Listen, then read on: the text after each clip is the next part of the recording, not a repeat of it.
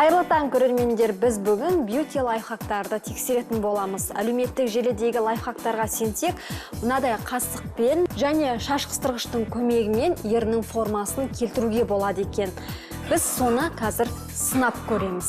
Енді мұны ерінің формасын келтіретін қарапайым әдіс-тәсілдердің бірі деуге болатын шығар, бірақ сонда да іске аса ма, аспай ма, оны тексеру біздің міндетіміз. Алдымен шаш қыстырғышты былай керіп ашып аламыз, ерінге кетіріп қоямыз, ақырын бояуымыз керек.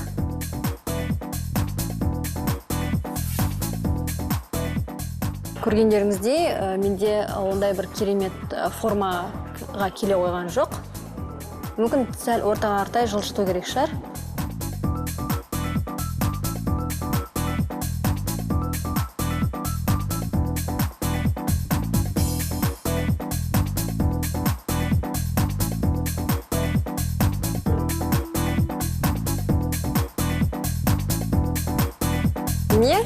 Көргендеріңіздей симметрия, яғни деңгей сақталған жоқ.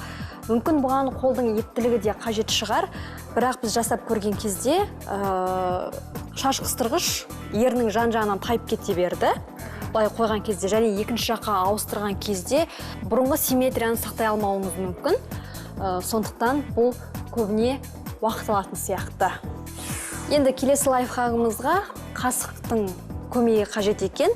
Ол үшін мен алдымен ернімді сүртіп тастайын, содан кейін қасықтың көмегімен еріннің формасын қайтадан келтіреміз. Бізге бұл жолы ерінге арналған қарындаш көмектеседі.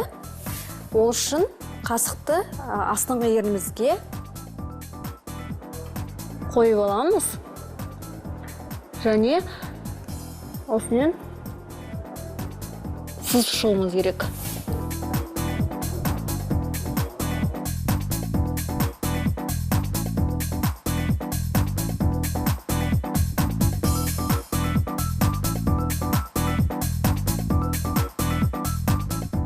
Байқағандарыңызда ерінің формасы әдемі болды. Яғни бұл бастапқы лайфхагымызға қарағанда қасықпен ерінді сызу әлдеқайда тиімдірек екенін көруге болады.